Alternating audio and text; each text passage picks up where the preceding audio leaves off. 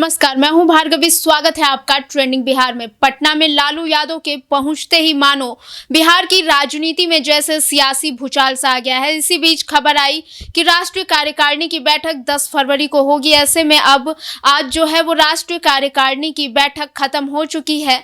Party ने ऐलान किया है कि जल्द ही पार्टी के नए अध्यक्ष का चुनाव होगा, यानी 11 अक्टूबर को हो सकता है कि पार्टी के नए अध्यक्ष की ताजपोशी होगी। आइए आपको वो विजुअल दिखाते हैं जिसके माध्यम से प्रेस कॉन्फ्रेंस के जरिए ये बताया गया कि जल्द ही पार्टी के नए अध्यक्ष का ऐलान दिल्ली में किया जाएगा, वो भी 11 अक्टूबर को। अब आज की जो कार्यकारिणी की जो बैठक हुई वो अगले राष्ट्रीय परिषद का कार्यक्रम भी निर्धारित किया है।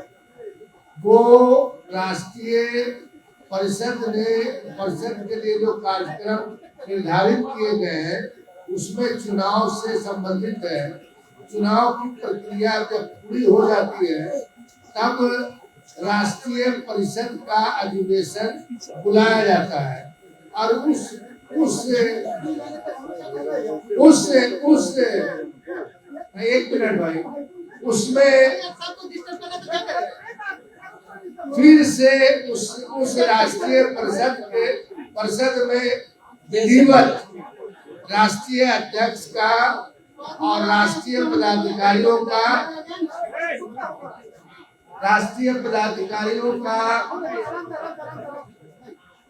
निर्वाचन होता है।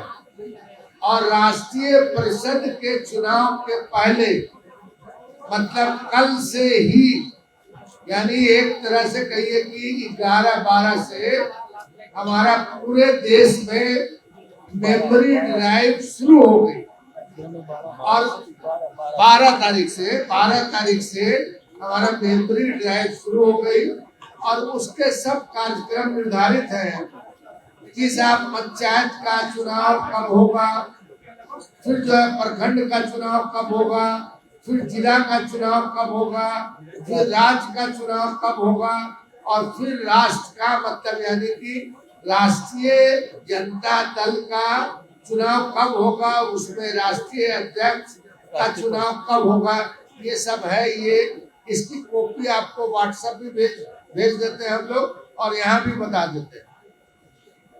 आज की बैठक इस वजह से भी महत्वपूर्ण रही है कि आज जो देश की परिस्थिति है उस परिस्थिति में जो आम जन है, जो त्राहिमाम कर रहा है, जो किसानों की समस्या है और किसान का जो इतना बड़ा आंदोलन चला और उसमें करीब 750 किसानों ने जो अपनी शहादतें दी, उन सब के बारे में भी जिक्र हुआ, महंगाई के बारे में भी जिक्र हुआ, बेरोजगारी के बारे में भी जिक्र हुआ और जो भ्रष्टाचार है उसके बारे में भी जिक्र हुआ।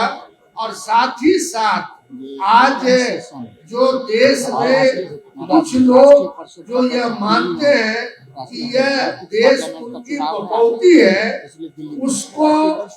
उस पर यहाँ गहरी चर्चा हुई कि इस देश के निर्माण में, इस देश को गुलामी से आजाद कराने की दिशा में हमारे पुरखों ने जो आदर्श और जो मार्गदर्शन देश को और हम सबों को दिया था, उसको भारतीय जनता पार्टी और उसकी सरकार तार कर रही है। उस पे बड़ी विस्तार से चर्चा हुई और इसके साथ ही साथ कई प्रस्ताव आए हैं। उस प्रस्ताव की कॉपी भी आपको भेज दी जाएगी कि उसमें एक तो राष्ट्रीय प्रधान महासचिव का प्रतिवेदन होता है, जो हमारे कार्यकलाप है संगठन से संबंधित, वो प्रतिवेदन था। एक संगठन संबंधी प्रस्ताव था, एक जो है राजनीतिक प्रस्ताव था, एक जो है आर्थिक प्रस्ताव था। तो और इसमें सबसे बड़ी बात यह है कि बहुत ही अनुशासित और बहुत ही उत्साहपूर्ण जो हमारी बैठक हुई है इससे यह सिद्ध होता है कि आने वाले दिनों में हमारा जो संगठन का विस्तार है यह पूरे देश में होगा। अभी हमारा संगठन 25 राज्यों में है।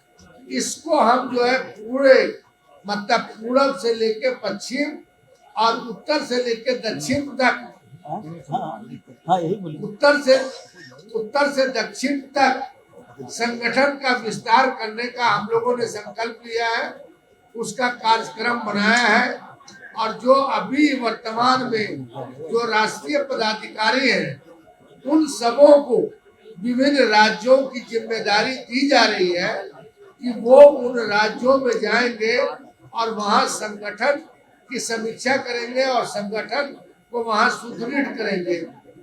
राष्ट्रीय अध्यक्ष ने और नेता प्रतिपक्ष बिहार विधानसभा ने बड़ी ओजस्वी ढंग से जो देश की वर्तमान परिस्थिति है और जिस तरह से देश में डर, भय, घृणा, द्वेष का जो एक माहौल बनाया जा रहा है और समाज को तोड़ने की जो कोशिश की जा रही है, उस पे आज की कार्यकारिणी ने गहरी चिंता व्यक्त की है और वैसी ताकत, वैसी फासिस्ट ताकत की हम पुरजोर जो है भर्त्सना करते हैं। और हम लोग इस बात की भी चिंता की है कि राष्ट्रपिता महात्मा गांधी जो एक तरह से हमारे देश के निर्माता हैं, उनको आज राष्ट्रपिता को दुनिया आदर्श मानती है, मगर अफसोस कि भारत की सरकार और भारत की सरकार को चलाने वाली पार्टी राष्ट्रपिता महात्मा गांधी को भी गाली दे रही है। इसकी पुरजोर पार्टी ने हम सबों ने निंदा की है और यह उन्हें सचेत किया है कि ऐसे महापुरुषों को गाली देने का छोड़े, वरना यह जो है उनको इसका सबक सीखना पड़ेगा। अब मतलब क्या बता रहे इसके